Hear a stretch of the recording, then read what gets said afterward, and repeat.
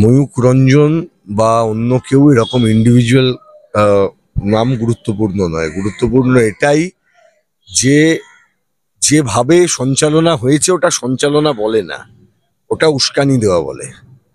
উস্কানি কিসে দেওয়া? উস্কানি আমাদের দেশের ধর্মনিরপেক্ষ রাষ্ট্রে থাকা কোটি কোটি ধর্মনিরপেক্ষ মানুষের বিরুদ্ধে দেওয়া। যে আপনি কি সেকুলার, মানে আপনি কি ধর্মনিরপেক্ষ? যদি হন তাহলে বেরিয়ে যান, আর জবাব চাই বাংলা থেকে বেরিয়ে যান, কাল দেশ ছেড়ে বেরিয়ে যান। মানে সেকুলার হলে তাকে দেশের বাইরে যেতে হবে, এটা ওনার আন্ডারস্ট্যান্ডিং। যেটা বারবার শুনেছেন, ওনার আইনজীবী, স্বনামধন্য আইনজীবী জেঠমালানি সাহেব, তিনিও তার আর্গুমেন্টের মধ্যে তিনি বারবার করে বলার চেষ্টা করছেন হোয়ার ইজ দি অফেন্স। আমরা বলার চেষ্টা করেছি এটা অফেন্স না হলে কোনটা অফেন্স। কোনো ব্যক্তি কি বলতে পারেন আমার সংবিধানের এটা পছন্দ নয় তাই ওটাকে তুমি সমর্থন করো, সংবিধানকে, তার জন্য তুমি বেরিয়ে যাও, আর আমি সংবিধান সমর্থন করি না আমি থাকবো? এটা বলতে পারে কেউ? তাহলে এটা কোনো অফেন্স নয়। তাহলে আমাদের দেশের সংবিধানের পক্ষে যারা কথা বলবেন, যারা সেকুলারিজমের পক্ষে কথা বলবেন, তাদেরকে লোকে উল্টোপাল্টা কথা বলবেন, তাদেরকে লোকে তাদের বিরুদ্ধে উস্কানি দিয়ে যাবেন, সেটা মেনে নিতে হবে। আদালত প্রাথমিকভাবে যেটা বলেছেন সেটা হচ্ছে এখনো পর্যন্ত ওই বোধহয় পাঁচটা বোধহয় জায়গাতে এফআইআর হয়েছে, ইনক্লুডিং আমাদের সুজয় মণ্ডল, যিনি নিজেও একজন এক্স আর্মি অফিসার, তিনি নিজে মামলাকারী। আমরা দেশপ্রেম যদি শিখতে হয় এক্স আর্মি অফিসারের কাছ থেকে শিখতে পারি, আর্মি অফিসারদের কাছ থেকে শিখতে পারি, যাদেরকে আপনি দেখেছেন যে আপনি কর্নেল সোফিয়ার, তার পরিবারকে টেনে পর্যন্ত, তার কানেকশন, তার ধর্ম, তার রিলিজিয়ান, তার বিশ্বাস, তার আস্থার জায়গা, সেটাকে টেনে পর্যন্ত এই বিজেপির মন্ত্রীরা কি ধরনের কথাবার্তা বলছেন। মধ্যপ্রদেশ হাইকোর্ট ইতিমধ্যেই এফআইআর করার নির্দেশ দিয়েছেন বিজেপির মন্ত্রীর বিরুদ্ধে। ঠিক আমাদের এখানেও এই ধরনের কিছু নিউজ চ্যানেল যারা এই কাজগুলো করে যাচ্ছেন, যেটা সম্পূর্ণভাবে শুধু সংবিধানের নয়, প্রোগ্রাম কোড আছে, অন্যান্য অ্যাডভার্টাইজমেন্ট কোড আছে, যেগুলো আমাদের কেবল টেলিভিশন নেটওয়ার্ক রেগুলেশন অ্যাক্টেও আছে।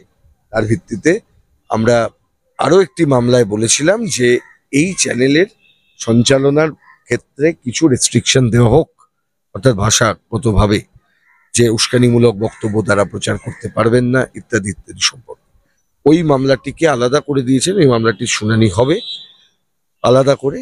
কিন্তু সোফার আরেকটি মামলা, যেখানে ওই চ্যানেলের ওই সঞ্চালকের বিরুদ্ধে আরো কয়েকজনের বিরুদ্ধে যে অভিযোগগুলি আছে, এগুলিকে একটা জায়গায় নিয়ে বিধাননগর কমিশনারেটের অন্তর্গত সাইবার ক্রাইম পুলিশ স্টেশন, সেখানেই তদন্তর সব কাজটা চলবে, একসাথে তদন্ত হবে। অনলাইনে তিনি পুলিশকে কোঅপারেট করতে পারবেন, কিন্তু মাসে একদিন করে সশরীরে থানায় হাজিরা দিতে হবে।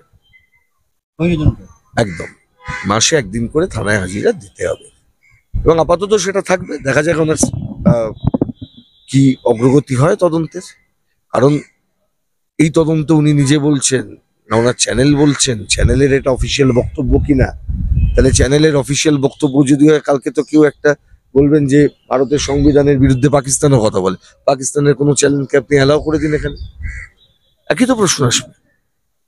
কেন্দ্রীয় সরকারের নিয়ম অনুযায়ী তো অনেক চ্যানেল, এমনকি সাইটস পর্যন্ত বন্ধ হয়ে যায়, তাহলে এখানে কেন বন্ধ হবে না আমাদের সংবিধানের বিরুদ্ধে বলার পর? আমরা রেখেছি, আমাদের সেই মামলা শুনানি হবে। আপনারা জানেন যে হেড স্পিচ, এটা সুপ্রিম কোর্ট বারবার বলছে হেড স্পিচ এভাবে দেওয়া যায় না। গণতন্ত্রের চতুর্থ স্তম্ভ যেমন সংবাদ মাধ্যম, এটা যেমন স্বীকৃত, আপনাকে মনে রাখতে হবে গণতন্ত্রের আজকের দিনে দাঁড়িয়ে সংবাদ মাধ্যমগুলো কি সংবাদ মাধ্যম? এই প্রশ্নটা খুব বড় আকারে দেখা দিচ্ছে। সংবাদ মাধ্যমগুলির কাজ যদি দাঁড়ায় প্রোপাগান্ডা তৈরি করা, যে কাজটা পলিটিক্যাল অ্যাক্টিভিস্টদের, যে কাজটা আমাদের প্রোপাগান্ডা তৈরি করা রাস্তায় আন্দোলনের মাধ্যমে, এই কাজটা যদি সংবাদ মাধ্যম করে দেয় কোনো রাজনৈতিক দলের হয়ে বা কোনো মতের হয়ে, তাহলে সেটা, এবং ভয়ঙ্কর এই জন্য কারণ এটা সংবিধানের বিরুদ্ধে একটি মত তারা তৈরি করছেন, জনমত গঠন করার চেষ্টা করছেন, সেটা কিন্তু অত্যন্ত ভয়ঙ্কর একটি প্রবণতা। যে কারণে দেখবেন যে আমরা দেখেছি সাম্প্রতিক অতীতে এই চ্যানেলটি, আরো দু একটি চ্যানেল, বম্বেতে আপনার মামলা হয়েছিল, টিআরপি যখন ফেক টিআরপি যখন তারা তৈরি করছিলেন, ফেক টিআরপি মানে এত দর্শক নেই, তাও প্রত্যেক দিন দেখা যাচ্ছে যে টিআরপি নাকি বেড়ে যাচ্ছে। টিআরপি দিয়ে এই মানুষকে টুপি পরানোর যে কাজটা করায়, যে আমাদের সঙ্গে এত লোক আছে, তত লোক আছে, এত লোক দর্শক, এবং দর্শক কে আপনি মোল্ড করবার জন্য আপনি এটাকে ব্যবহার করছেন। তো ওই যে প্রশ্নটা খুব ইন্টারেস্টিং প্রশ্ন, চতুর্থ স্তম্ভ, চতুর্থ স্তম্ভকে চতুর্থ স্তম্ভের কাজটা তো করতে হবে। চতুর্থ স্তম্ভ যদি দেখা যায় আমাদের যেখানে পিপলস হাউস, অর্থাৎ যেখানে লোকসভা, বিধানসভা, রাজ্যসভায় যারা নির্বাচিত সদস্য, যারা রাজনৈতিক দলকে প্রতিনিধিত্ব করেন, তাদের কাজগুলো যদি একটা চতুর্থ স্তম্ভ সরাসরি নিজে করতে থাকে, which is not also run by a political party. হোক না, পলিটিক্যাল পার্টির চ্যানেল থাক, তারা করুক, পলিটিক্যাল পার্টির খবরের কাগজ থাকবে, তারা করবে উইথ এ প্রিন্ট নোট যে আমি এটা ছাপা হচ্ছে ওই রাজনৈতিক দল থেকে, যেমন গণশক্তি করে, করবেন, যেটা দেখবেন এটা সিপিআইএম এর বক্তব্য। যেমন জাগো বাংলা যদি আপনি কাগজ ধরেন, ওনারা ধরেন না, যদি সেটাকে কাগজ ধরা হয় তৃণমূল কংগ্রেসের পক্ষ থেকে প্রকাশিত, দায়িত্ব দিতে হবে তো, somebody will have to take the responsibility.